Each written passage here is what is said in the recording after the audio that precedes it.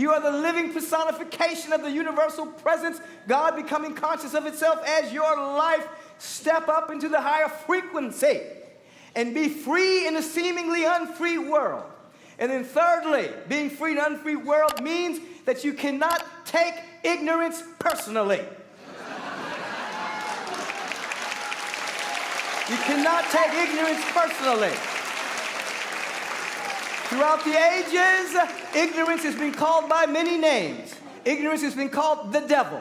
Ignorance has been called Satan. Ignorance has been called carnal mind. Ignorance has been called mortal mind. Ignorance has been given the ego. Ignorance has been given all kinds of names, and many people wear the face of ignorance. They personify it. They have not yet dug deep enough into their own soul to see that they're not only connected to the divine presence, but they're connected to the divine presence within every being on the planet, every life form, including the planet itself. And when ignorance runs amok, when we're not rooted in the oneness of the presence of God, we take it personally. We take ignorance personally. Ignorance is doing something to me. No, ignorance is just doing ignorance. And it's doing ignorance wherever it is doing ignorance. If you just happen to be there, you get the ignorance on you. But it has nothing to do with you. Ignorance isn't being ignorant to you. Ignorance is just ignorance. It's ignoring. Ignorance is ignoring the presence of God, consciously or unconsciously.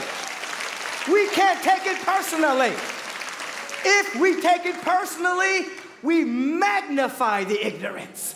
If we take it personally, we amplify it. We resist it. We get mad at it. We're upset with it. We do all manner of things with it, and all it does is feed the fire of the unholy. It feeds the fire of ignorance. And once you don't take it personally, you just say, oh, there goes ignorance. It's masquerading as hate. It's masquerading as a disenfranchisement. It's masquerading as separation, fear, doubt, and worry. It's running amok. That individual happens to be unconscious, and so they're giving vent to ignorance. They're giving vent to the thought forms of separation. They're giving vent to the thought forms of not enoughness. We don't take it personally. The moment we depersonalize it, we're able to separate ignorance from the human being. And when we separate ignorance from the human being, our consciousness of oneness then provides a catalyst for a healing, which means a revelation of what's really underneath the ignorance, which is fear. And the dissolution of ignorance begins to little by little take place. We cannot take ignorance personally, even though as we look upon this unfree world, it's running amok in high places. It's running amok in high places, but we don't take it personally. We have to understand that individuals who are under the aegis of ignorance are in deep pain and deep fear. And you can always tell because they act like bullies.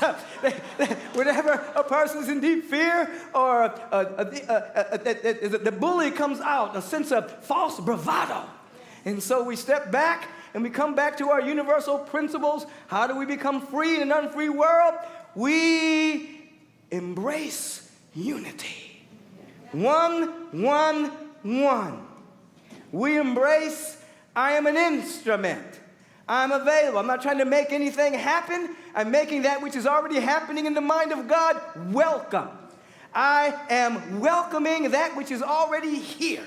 Therefore, I become impervious to where ignorance has a stronghold in anyone.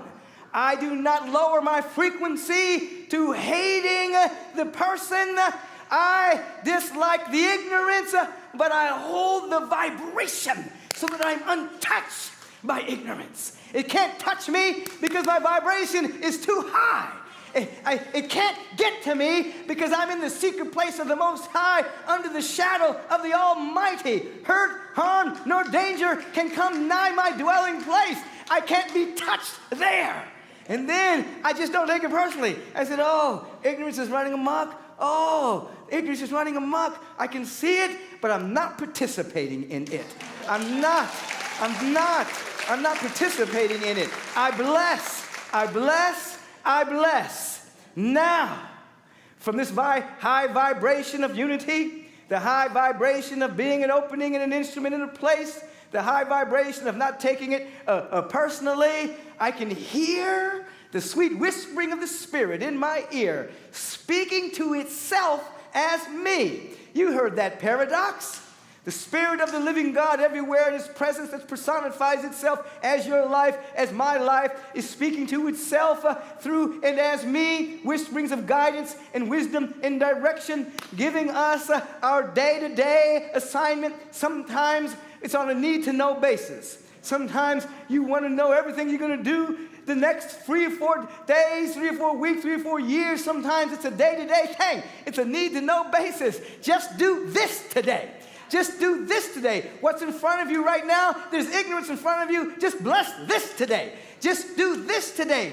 And then this today, this moment cascades into an arc of unfoldment. And you look back and you've taken step toward the unfoldment of your soul and the collective soul of humanity.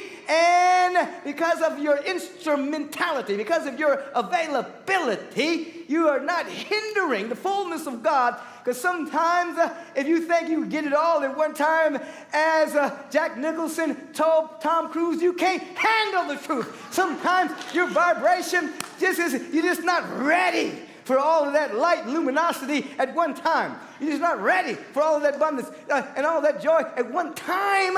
It would temporarily blind you. As Saul was blinded by the Christ light before he became Paul, it was just too much for him. And even when he integrated it, he was still a chauvinist. He was still condoning slavery, even with all of that, you see. And so we go moment by moment by moment by moment by moment by moment.